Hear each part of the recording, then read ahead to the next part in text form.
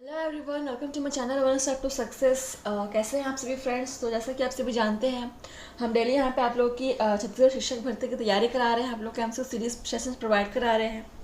हम यहाँ पे वेरियस क्लासेस वेरियस सब्जेक्ट पर आपकी प्रैक्टिस करा रहे हैं फ्रेंड्स, आप सभी को पता है।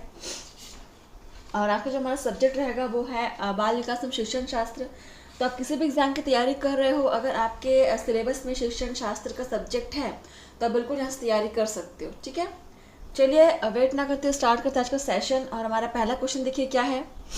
उपरोक्त प्रश्न, ठीक है, शिक्षक का मूलभूत दायित्व होना चाहिए। तो ऑप्शन देख लीजिए यहाँ पे। छात्रों के लिए शैक्षिक अनुभवों की योजना तैयार करना, छात्रों के संचयी अभिलेख तैयार करना, छात्रों के अभिभावकों के साथ मानवीय रिश्ते स्थापित करना, या छात्रों को नवीन शिक्षण पद्धतियों से पढ़ाना। तो तो यहाँ पे शिक्षकों का मूलभूत दायित्व क्या होगा ये पूछा है। ठीक है, तो देखो आंसर ऑप्शंस देख लो, आप लोग अच्छे से पढ़ लो।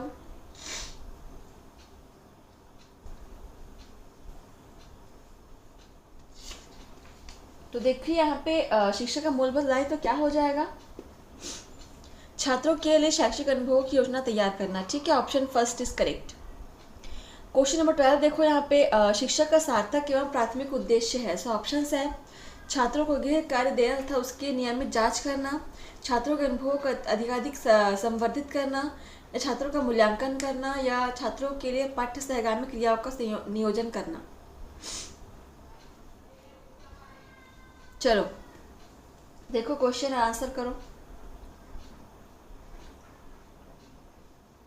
तो चैनल को सब्सक्राइब कर दीजिएगा फ्रेंड्स, इससे आपको डेली क्लासेस की नोटिफिकेशंस मिलते रहेंगे। ठीक है, और बेल आइकन को प्रेस कर दीजिएगा। सो 12 देखिए, शिक्षक का सार्थक एवं प्राथमिक उद्देश्य क्या होता है। छात्रों का अनुभवों को अधिकाधिक संवर्धित करना। ठीक है, ऑप्शन बी इज करेक्ट। समझ में आ रहा है। क्वेश्चन नंबर 13 देखो, निम्नलिखित में से कौन सा कार्य है जो शिक्षकों के लिए अनुपयुक्त माना जाता है। अनुपयुक्त मतलब उचित ना हो, ठीक है, अनुचित माना जाता है शिक्षकों के लिए।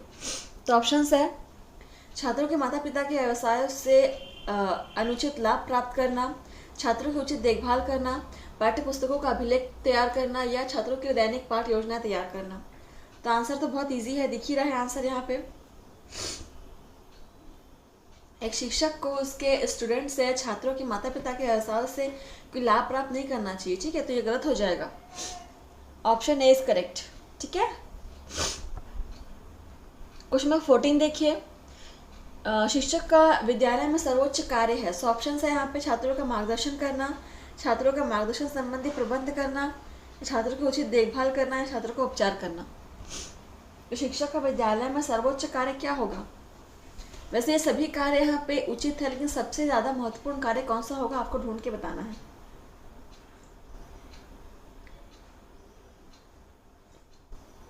अभी तक आप लोगों ने इतने सारे क्वेश्चन की सीरीज किया हुआ है, आपको थोड़ा बहुत आइडिया हो गया हो क्वेश्चन को कैसे एलिमिनेट करते हैं, कैसे क्वेश्चन को निकालते हैं सही आंसर को छाट के।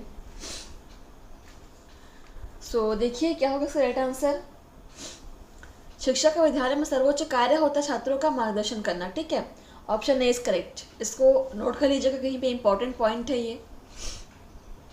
क्वेश्चन नंबर 15 देखिए यहाँ पे, कक्षा के मूलभूत सिद्धांतों के प्रतिपादन का उत्तरदायित्व है।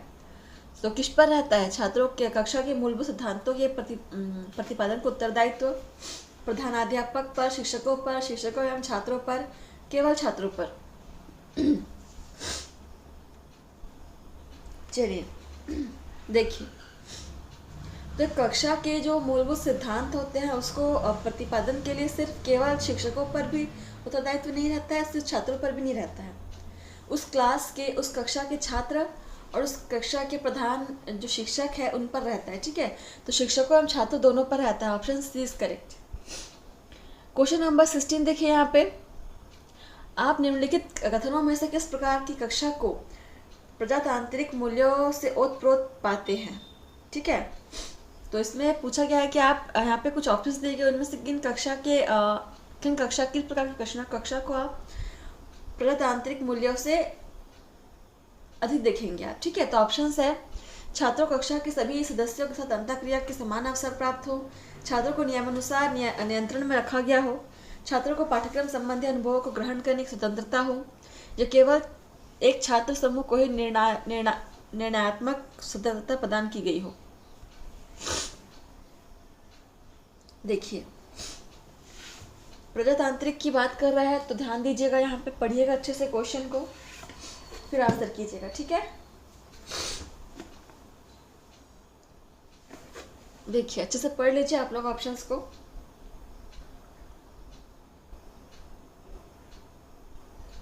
क्वेश्चन नंबर 16, ठीक है। देखिए यहाँ पे क्या हो जाएगा, राइट आंसर क्या हो जाएगा 16 का, छात्रों को पाठ्यक्रम संबंधी अनुभव को ग्रहण करने की स्वतंत्रता होनी चाहिए, ठीक है। तो ऑप्शन सी इज करेक्ट। तो यहाँ पे आपको ऑप्शन ए भी सही लग रहा होगा, लेकिन सबसे ज़्यादा सही यहाँ पे लग रहा है ऑप्शन सी, ठीक है। चलिए अगला क्वेश्चन देखिए 17, शिक्षा के 7 सूत्रों में केंद्रीभूत गुण माना जाता है। तो शिक्षा के 7 सूत्र केंद्र आप लोगों को पता होगा, नहीं पता है तो आज जाकर के आप लोग उसके बारे में सर्च कीजिएगा। तो इसका केंद्रीभूत गुण किसे माना गया, ऑप्शंस है मानवीयता, चारित्रिक योग्यता, आत्मानुभूति, आर्थिक प्रबुद्धता। चलिए आंसर कीजिए।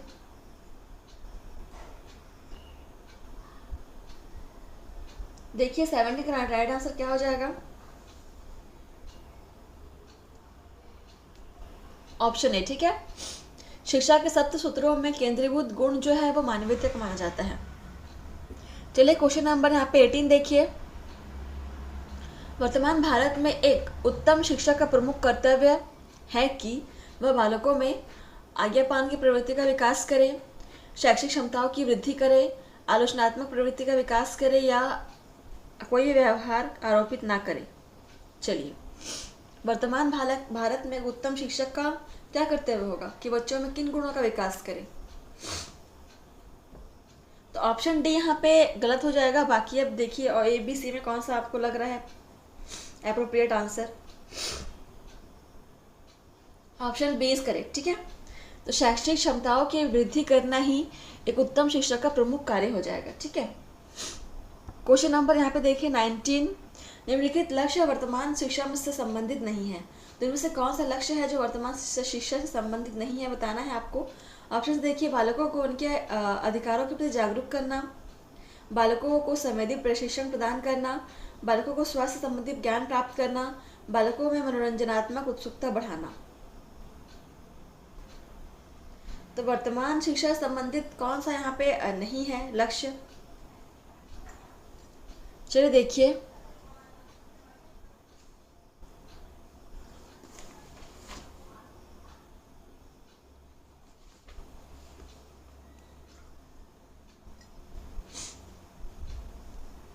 बालकों में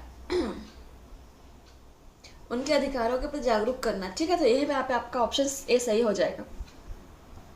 क्वेश्चन नंबर 20 देखिए यहाँ पे, उत्तम शिक्षा संस्थाओं की स्थापना की जानी चाहिए। सो ऑप्शन है घनी आबादी वाले क्षेत्रों में, नगर के बाहर, प्राकृतिक वातावरण में या निकटस्थ गाँव में। उत्तम शिक्षा संस्थानों की स्थापना कहाँ की जानी चाहिए। क्वेश्चन नंबर 20 देखिए, ऑप्शन देख लीजिए आप लोग।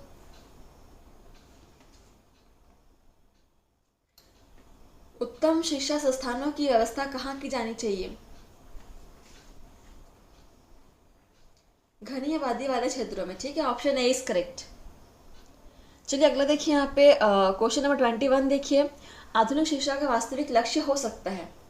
तो आधुनिक शिक्षा का वास्तविक लक्ष्य पूछा गया है। ऑप्शंस देखिए, बालकों में उत्तम आदतों का निर्माण, उपाधियों का संकलन, जीवन यापन का प्रशिक्षण या पूर्वगामी महापुरुषों का अनुगमन। 21 आधुनिक शिक्षा का वास्तविक लक्ष्य क्या हो सकता है। बहुत ही इंपॉर्टेंट क्वेश्चन है, इसको आप नोट डाउन कर सकते हैं। ऑप्शन फर्स्ट इज करेक्ट, ठीक है। बालकों में उत्तम आदतों का निर्माण। क्वेश्चन नंबर 22 देख लीजिए, आधुनिक शिक्षा दर्शन में विद्यालयों का आदर्श स्वरूप है कि वे युवकों की आकांक्षाओं की संतुष्टि में सहायक हो, भावी समाज की रूपरेखा तैयार करें, विशेषज्ञों के अनुरूप शिक्षण प्रणाली अपनाएं, सामाजिक संगठनों के प्रतिरूप में कार्य करें। चलिए देखिए क्वेश्चन नंबर 22, आधुनिक शिक्षा दर्शन में विद्यालयों का आदर्श रूप कैसा होना चाहिए। तो राइट आंसर हो जाएगा ऑप्शन है युवकों की आकांक्षाओं की संतुष्टि में सहायक हो, ठीक है। Option first is correct. चलिए अगला देखिए क्वेश्चन नंबर 23 क्या है, किसी विद्यालय में प्रजातांत्रिक मूल्यों के संरक्षण कसौटी होगी। तो फिर से प्रजातांत्रिक की बात कर रहा है तो उसके प्रजातांत्रिक मूल्यों के संरक्षण कसौटी क्या होगी? सो ऑप्शन है छात्रों की अभियोग्यताओं एवं रुचियों का विकास, छात्रों की ज्ञान संबंधी आवश्यकताओं की संतुष्टि, छात्रों के सामाजिक विकास की पूर्ति, उपरोक्त सभी की पूर्ति एवं संतुष्टि। चलिए देखिए क्वेश्चन नंबर 23 पढ़ लीजिए आप लोग, क्वेश्चन को अच्छे से पढ़ लीजिए, समझ लीजिए। राइट ऑप्शन हो जाएगा ऑप्शन डी, उपरोक्त सभी की पूर्ति एवं संतुष्टि। ठीक है, सभी ऑप्शन यहाँ पे सही हो जाएंगे, इसलिए ऑप्शन डी करेक्ट। 24 देखिए प्रजातांत्रिक शिक्षा पद्धति की बुनियादी विशेषता है। सो ऑप्शन है छात्रों को मत के आधार पर निर्णय देने की स्वतंत्रता प्रदान करना, छात्रों के व्यक्तिगत कल्याण की भावना, स्वतंत्र निर्माण की क्षमता का विकास करना, समूह नेता के कहने के अनुरूप कार्य करना, या समूह के क्रियाकलापों का समन्वयीकरण करना। चलिए देखिए 24 प्रजातांत्रिक शिक्षा पद्धति की बुनियादी विशेषता क्या होनी चाहिए। चलिए देखिए, पढ़िए आप लोग, ऑप्शंस को समझने की कोशिश कीजिए। सो राइट आंसर क्या हो जाएगा यहाँ पे? ऑप्शन फर्स्ट, छात्रों को मत के आधार पर निर्णय देने की स्वतंत्रता प्रदान करना। ठीक है, ऑप्शन फर्स्ट इज करेक्ट। कहीं भी आपको कोई समस्या हो रही है, कोई क्वेश्चन समझ में ना आ रहा हो तो हमें आप पूछ सकते हैं कमेंट के माध्यम से। ठीक है, क्वेश्चन नंबर 25 देखिए यहाँ पे समन्वित व्यक्तिगत विकास का अर्थ होता है कि सबसे मिलजुल कर सहयोग करके कार्य करें, वैज्ञानिक व व्यवस्थित दृष्टिकोण अपनाएं, व्यक्ति के ज्ञान, चिंतन और क्रियाओं में एक ऐसा तालमेल हो जिससे कार्य का निष्पादन सफलतापूर्वक किया जा सके, या उनका सभी सहकर्मियों संतुलित व्यवहार हो। चलिए, अच्छा क्वेश्चन है, आंसर कीजिए। समन्वित व्यक्तिगत विकास का अर्थ क्या होगा? Option C is correct. ठीक है, चलिए अगला क्वेश्चन देखिए यहाँ पे, बालक के सर्वांगीण विकास के लिए आवश्यक है। सो ऑप्शन है यहाँ पे धार्मिक शिक्षा, सांस्कृतिक कार्यक्रम, सांस्कृतिक ज्ञान या खेलकूद। बहुत ही अच्छा क्वेश्चन, इसको भी आप नोट डाउन कर सकते हैं।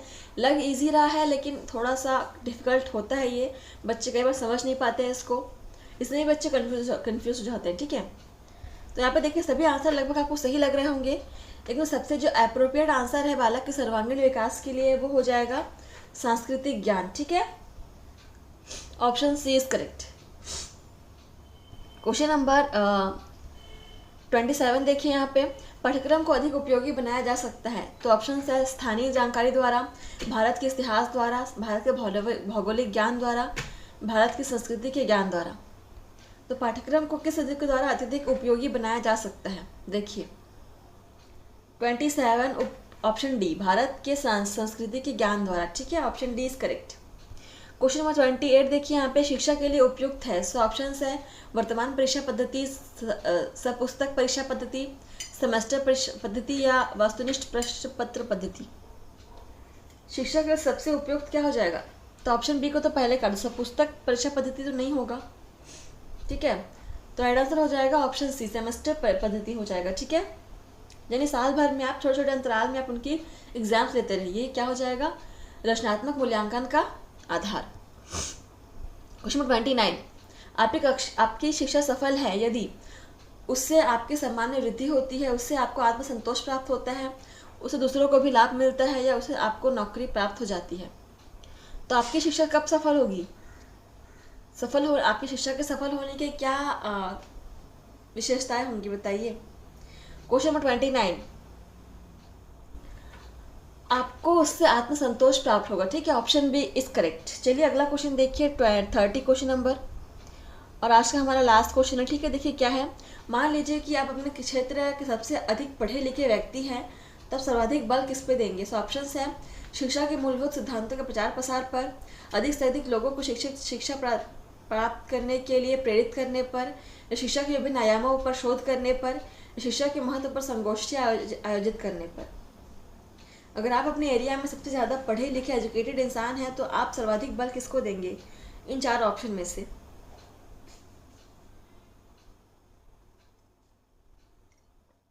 अब वैसी बात है, अधिक से अधिक लोगों को शिक्षा प्राप्त करने के लिए प्रेरित करने के लिए हमारा सबसे सर्वाधिक अधिक बल रहेगा। Option B is correct. ठीक है, तो फ्रेंड्स आपका सेशन यहीं पर समाप्त होता है। आपने कितने स्कोर किए हमें कमेंट करके बताइएगा। ठीक है, चैनल को लाइक शेयर सब्सक्राइब कर दीजिएगा फ्रेंड्स, और बने रहिए हमारे साथ ऐसे ही नए नए सब्जेक्ट पर MCQ सेशंस के लिए। तो मिलते हैं आपसे नेक्स्ट सेशन में फ्रेंड्स, धन्यवाद। आज के लिए बस इतना ही, बट पढ़ते रहिए आप लोग, बने रहिए हमारे साथ।